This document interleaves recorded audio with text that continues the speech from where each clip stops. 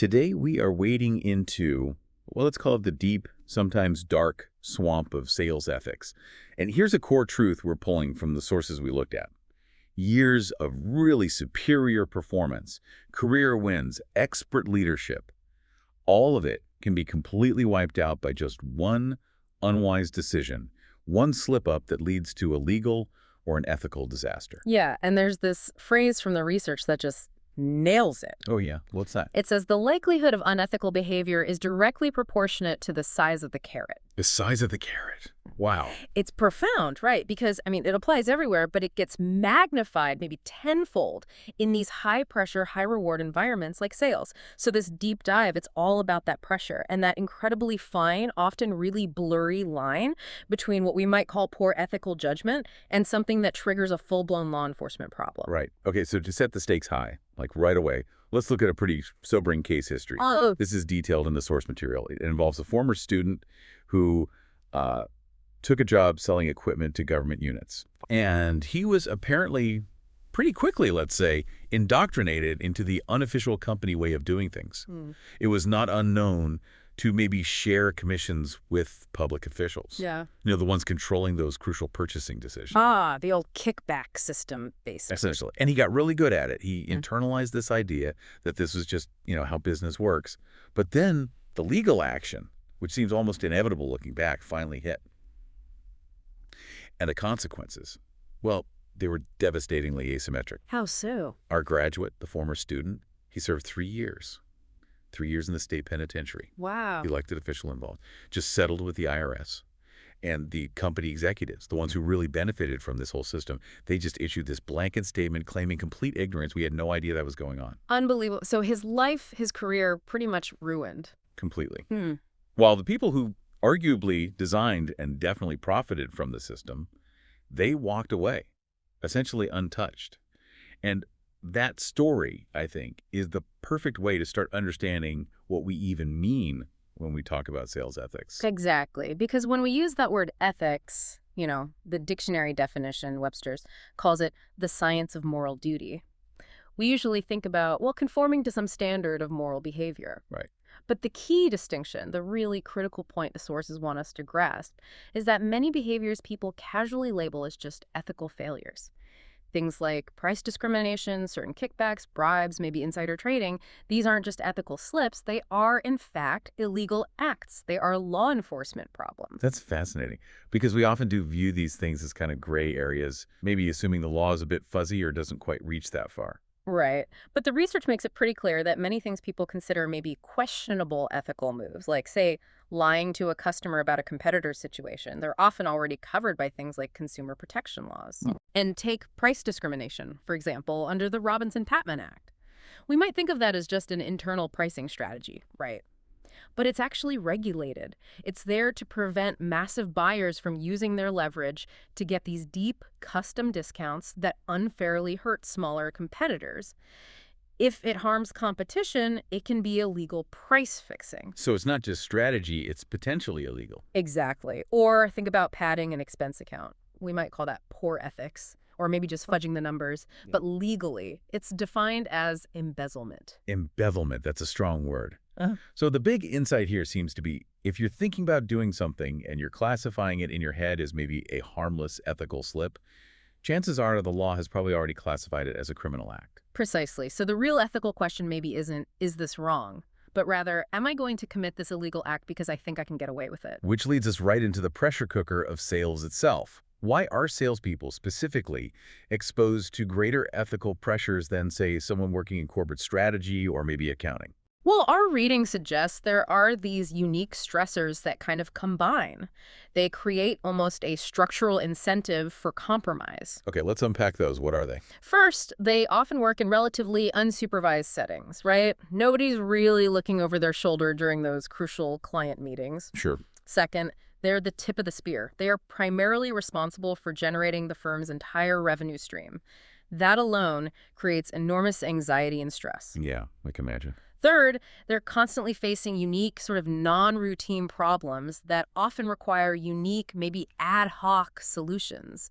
Things pop up you didn't expect. Okay, so isolation, revenue pressure, unique problems. What's the fourth?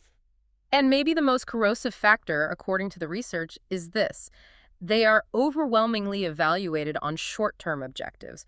We're talking quarterly, monthly, sometimes even weekly quotas. Ah, the quota. Right. And if your performance is purely measured on, say, a 90-day cycle, it actively encourages salespeople to push maybe short-term solutions that might not actually be in the customer's long-term best interest, just so they can hit the number for that period. So the system itself, the combination of isolation and those aggressive short-term metrics, almost rewards that kind of compromise. That's the insight, yeah. And we see this backed up in the hard data.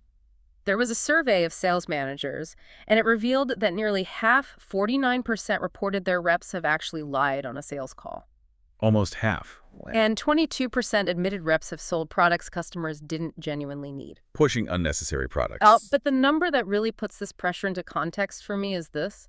58%, well over half, have caught reps cheating on an expense report. 58%. Right. That's huge. It is, and it shows how quickly that personal code of ethics can bend when the pressure really mounts.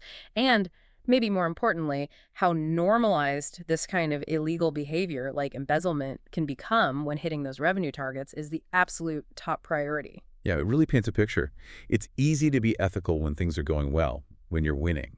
The real test, the sources say, comes under difficult conditions, when maybe one deal could save your job or make your quarter. Exactly. And we see the flip side of this pressure in another story from the material. This one's about a security sales manager who got hired as president of a small investment company. Okay, sounds like a big step up. Huge opportunity, but he went home at noon on his very first day and told his family, "I quit." Noon on the first day. Why? He said the whole firm is a scam. These people are crooks.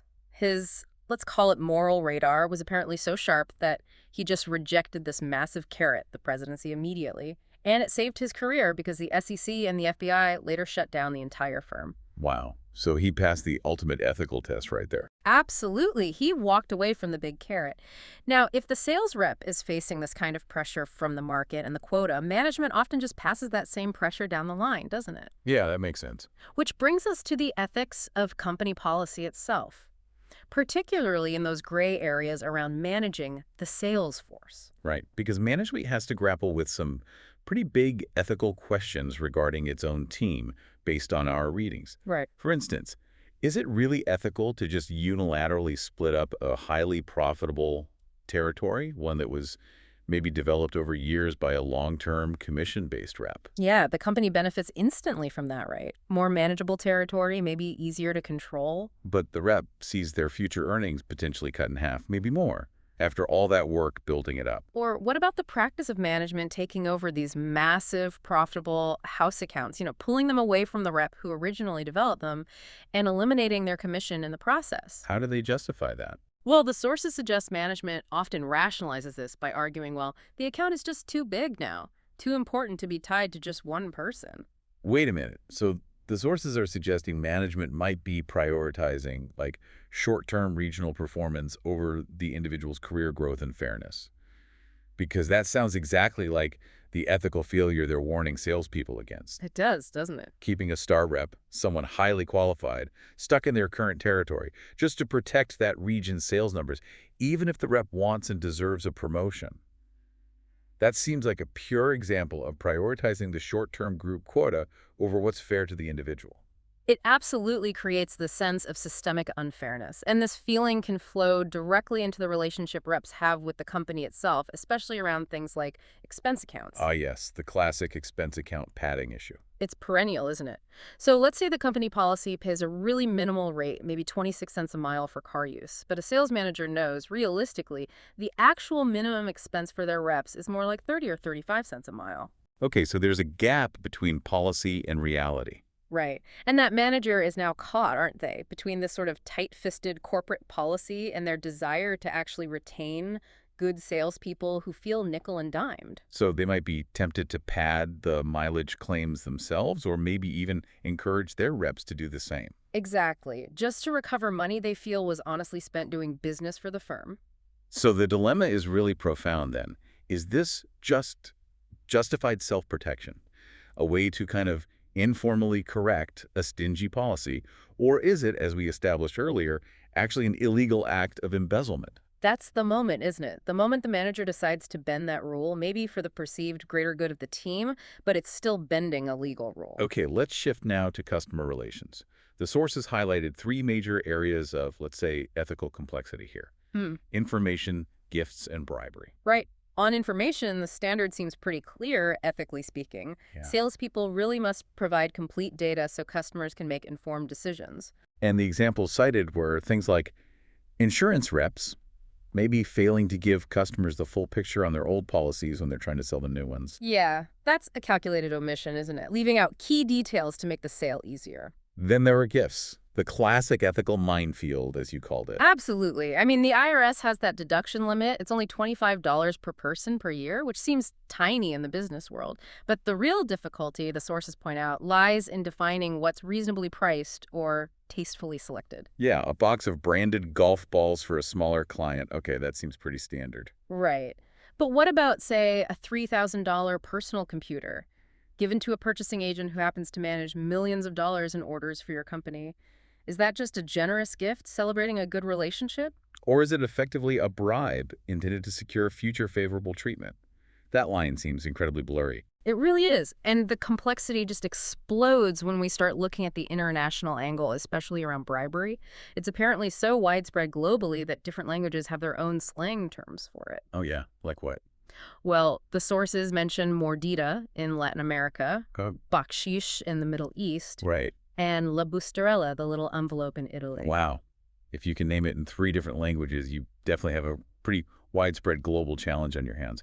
So how does U.S. law navigate this when operating internationally? It must distinguish somehow. It does try. The law makes a distinction between what it calls subordination, which is clearly illegal, that's paying large sums to entice an official to commit an actual illegal act. Got it. That's a straight-up bribe for corruption. Right. And what are called facilitation payments. These are defined as relatively small sums, usually paid to lower-ranking officials, purely to expedite a normal lawful duty, like, say, speeding up customs paperwork that they're supposed to process anyway. Okay, so grease payments to speed things up, not change the outcome. Sort of. But even with that distinction, it's tricky. U.S. employees are always subject to U.S. law, specifically the Foreign Corrupt Practices Act, FCPA. So every payment, even a small one, becomes this calculation of risk. Is it truly facilitation, or could it be seen as subordination? A very fine line indeed. Okay, let's turn to the case studies from the readings now. They really seem to capture this high-pressure calculation perfectly.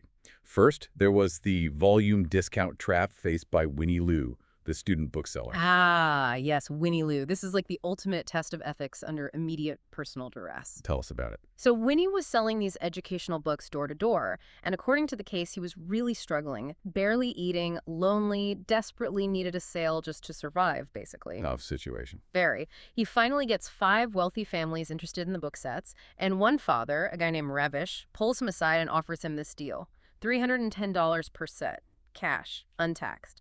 The idea was the families avoid sales tax, and Winnie gets what Ravish calls a volume discount plus immediate cash. But Winnie's company policy was absolutely clear, wasn't it?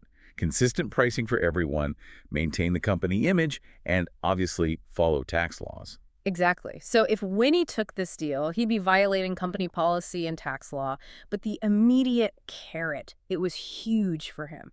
$500 in profit right then and there. Enough to end his, quote, peanut butter and jelly marathon. It was presented as a business opportunity, but for him, it felt like a survival decision. Ravish really turned up the pressure, didn't he? Oh, yeah. He used that classic line, whispering something like, "No one has to know, Winnie. Come on, we're salespeople, too. This is no big deal." Yeah. It's psychological pressure, not just financial, making it seem normal, acceptable. Such a tough spot. Now let's contrast that with the Fairfax filters case, the one involving the last look system. This seems to illustrate how an unethical act can become almost institutionalized, a regular way of driving revenue. Right. This involved Bernard Nally, who was Fairfax Filter's top sales rep, and he had this highly effective, let's call it an arrangement, with some key customers. How did it work? Nally would submit his bid for a filter order. Then, after the purchasing agent had received all the other competitive bids, Nally would get a last look at them. You had to see his competitors' prices. Exactly. Then he would quickly revise his own bid to come in just slightly lower, securing the massive order every single time. Wow, that sounds, well, completely unfair to the other bidders. Absolutely. And the new sales manager, Elsa Brock, who came from a company with a strict single bid policy, she recognized this immediately as deeply unethical bid manipulation. It completely compromised the integrity of the whole bidding process. So what did she do? Well, that was her dilemma. Nally basically implied, maybe not directly threatened, but implied that if she enforced a strict single bid policy, he'd likely take his huge book of business and just go to a competitor who would let him keep his system. So Brock was caught in that classic management tension. Do I adhere to a stricter ethical standard, the right way to do business? Or do I risk immediately losing my best rep and a huge chunk of institutionalized sales volume? The unethical system, financially, worked. It worked very well for Fairfax and for Nally. That's the trap.